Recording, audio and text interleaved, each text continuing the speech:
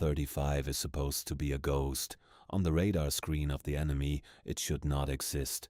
But as Major Elias Thorne banked his jet over the jagged mountains of central Iran, a single red light flickered on his dash. It wasn't a system failure, it was a warning. Someone was looking at him. Elias felt the sweat pull at his flight suit.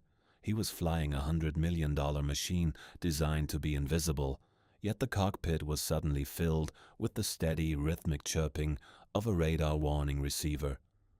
An Iranian missile site had found a gap in his stealth. He checked his altitude, 30,000 feet. The air out there was thin and freezing, but inside the cockpit, Elias felt the heat rising. He had been told for weeks that the enemy's air defenses were flattened. He had been told the sky was his, but the chirping in his headset was getting faster. It was no longer just searching for him. It had a lock. He didn't have time to wonder how they saw him. He had seconds to react. He pulled the stick hard to the left, feeling the G-force press his body into the seat like a heavy weight sitting on his chest. His vision narrowed. He triggered a burst of chaff, small strips of metal designed to confuse the enemy's radar. Then the sky behind him turned white. The explosion wasn't a direct hit, but it was close. A massive pressure wave slammed into the back of the F-35, tossing the $100 million jet like a toy. Elias felt his head snap forward, his helmet cracking against the cockpit display. For a split second, everything went black. When his eyes cleared, the cockpit was a disaster. The smooth digital screens that usually showed him the world were flickering and dying. Red warning text scrolled across his visor. The jet's brain was trying to tell him the tail was shredded. The right engine was vibrating, a low rhythmic thumping that he felt in his teeth. He gripped the control stick, but the jet didn't respond immediately. There was a delay. It felt heavy, like he was trying to move a limb that had fallen asleep. He looked at his fuel gauge. The numbers were dropping too fast. Shrapnel from the Iranian missile had pierced a fuel line. He wasn't just losing power, he was bleeding out in the sky. He was deep inside Iranian territory. If he ejected now, he would be a prisoner before he even hit the ground. He had to keep the nose pointed toward the border. He throttled back, trying to save what little fuel remained, but the engine groaned in protest. The vibration got worse. "Mayday, mayday," Elias said into his mask. His voice sounded thin and strained. "This is Reaper 1-1. I've been hit. Multiple system failures. I am heading for the fence." The fence was the border. It was still 200 miles away. Behind him, the radar warning started chirping again. The enemy wasn't done. The sky behind Elias wasn't empty anymore. On his one working sensor screen, two small jagged icons appeared. They were Iranian interceptors, closing the gap at twice his speed. They knew he was limping. They knew the invincible stealth jet was bleeding. The vibration in his seat grew into a violent shudder. Every time he tried to climb, the wounded engine screamed. He was forced to stay low, hugging the jagged ridgelines of the Iranian desert to stay out of the reach of the long-range missiles. But staying low meant he was burning fuel even faster. The thick air at low altitude was like dragging the plane through water. "Reaper 1-1, this is Overlord," a calm, distant voice crackled in his ear. It was the command plane, hundreds of miles away. "We see the pursuit. We have no assets close enough to intercept. You are on your own for 1 to 2 minutes. Can you maintain state?" "Negative," Elias grunted, fighting the stick as the jet tried to roll to the right. "Left rudder is unresponsive. Fuel is critical. If I don't cross the fence in 5 minutes, I'm a glider." He looked over his shoulder. He couldn't see the enemy jets yet, but he could feel them. They were hunters, and he was a wounded bird. His breathing was ragged now, fogging the inside of his mask. He had to make a choice.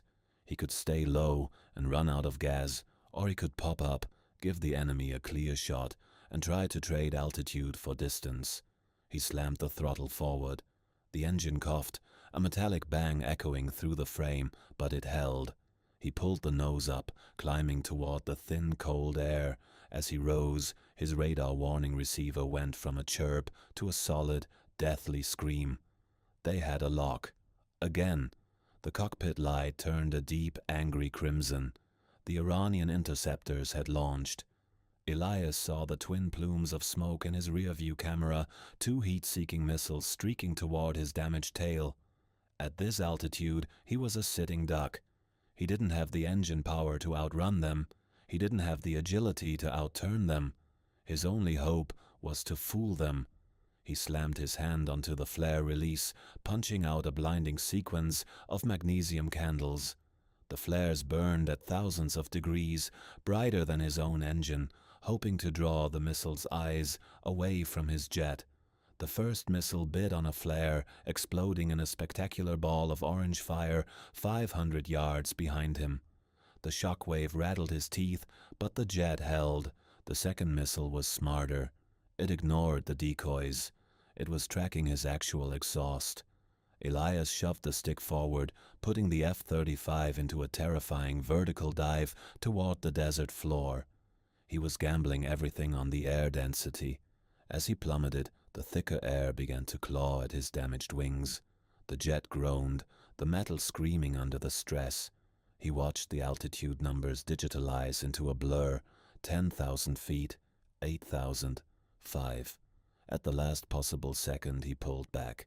The G-force hit him like a physical blow, pinning his chin to his chest and draining the blood from his brain. His vision grayed out at the edges, a G-log warning, but the maneuver worked. The missile, moving too fast to make the sharp turn, slammed into the side of a limestone ridge. A massive plume of dust and fire erupted below him. He was alive, but the engine was dying. A new warning flashed. Engine oil low. The vibration was now a violent jackhammering. He looked up. Ahead, past the last line of mountains, he saw the flat, dusty expanse of the border. He was across, but he wasn't safe yet. Gemini said the shaking was so violent now that Elias could barely read his instruments. The border was behind him, but his engine was dying. A thick, acrid smell of burned electrical wiring filled his mask. The F-35 wasn't a stealth fighter anymore. It was a $100 million glider with a failing heart. Reaper 1-1, you are clear of hostile airspace, the voice from command crackled. Emergency crews are standing by at the divert base. Can you make the runway? Elias looked at his fuel display. It was flashing a single digit. I'm flame out in 60 seconds, he rasped. I'm coming in heavy and hot. The desert floor rushed up to meet him. Ahead he saw the long gray strip of the U.S. airbase tarmac. He didn't have the hydraulic power to cycle his landing gear normally. He had to use the emergency blowdown system, a blast of nitrogen that forced the wheels into place with a bone-jarring thump. The engine gave one final metallic shriek and went silent. The cockpit went dark, except for the dim standby lights. Elias was silent too, listening only to the wind whistling past his canopy. He lined up the nose, his arms shaking from the effort of manhandling the dead controls. The tires hit the pavement at 200 miles per hour. The jet bounced, skewed sideways, and screamed as Elias slammed on the emergency brakes. Smoke poured from the tires as the shredded tailhook scraped against the concrete, throwing a shower of white-hot sparks into the desert night. The jet finally groaned to a halt. Elias sat there in the sudden deafening silence. His hands were still gripped tight on the stick. He took a long, shaky breath, feeling the cold sweat dry on his neck. He was alive. The ghost had been seen, it had been hunted, and it had nearly been broken. But it had come home. He watched through the canopy as the fire crews rushed toward him. He had survived the first time an F-35 had ever been touched by enemy fire. He knew the war had just changed. The sky wasn't theirs anymore.